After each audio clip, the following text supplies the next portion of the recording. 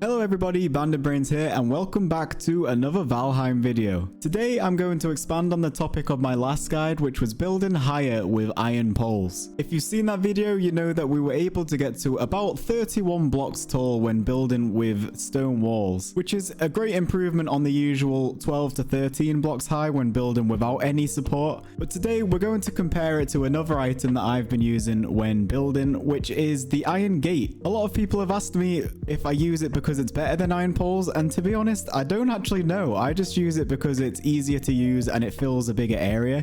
But I'm going to compare them today and we'll find out which is best. So to start the test, I made two walls which were both 5 wide. This was made up of two 2x1s and one 1x1 stone walls.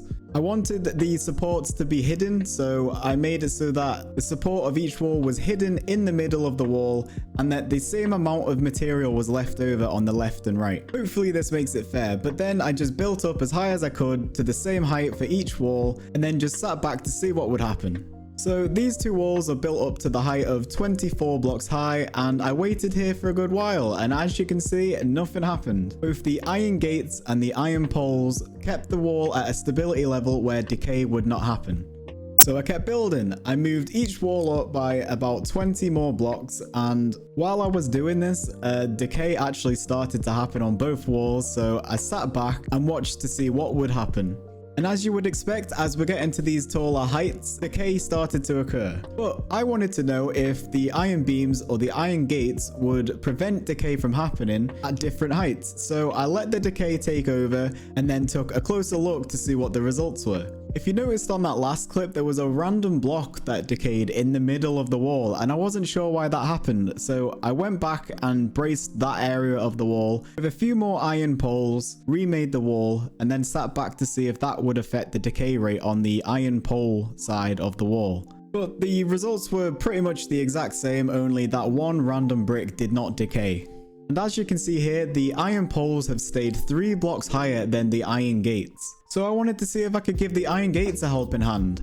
I extended the iron gates one more on each side to see if the overlapping space would give them a little bit more stability. So with this in place, I built the wall back up and then sat back to see how the decay would be affected. And even though a storm rolled in during this time lapse, I assure you it decayed down to the same level, 3 blocks below where the iron beams were. So at this point, I can conclude that when constructing a wall like this with the support within the wall, the iron gate wall will go to 28 blocks tall, and the iron pole wall will go to 31 blocks tall before decay starts to set in. There's not much of a difference there, so I guess what it really comes down to if you want to build your wall like this is what best suits your build style and what will be most efficient for you. I, for one, like to use the gates even though I'm losing those 3 blocks of height, just because I can cover a greater area much quicker and it's easier to build the big structures that I've been doing. But I didn't want to leave the test in there just yet. I wanted to do a quick test to see if hiding the support within the wall was affecting how high I could build with it. So I repeated the previous test, but the support was now on the outside of the wall.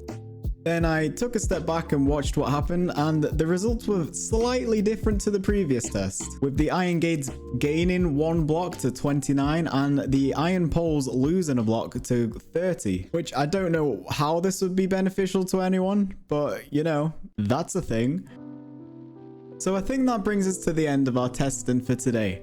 In conclusion, I think it really comes down to how much time and effort you want to invest into your build. Yes, you can squeeze out a few more blocks in height from the iron poles, but the amount of time it takes to set up that frame to cover the wide areas of, say, a big wall, is it worth it? I guess only you can answer that, because I would prefer to use the iron gates as they are so much easier to place down over a wide area and get your structure built a lot quicker. But that's it for today, guys. I hope I answered some questions that you might have had, and if I didn't cover anything, then let me know and I might make another video in the future.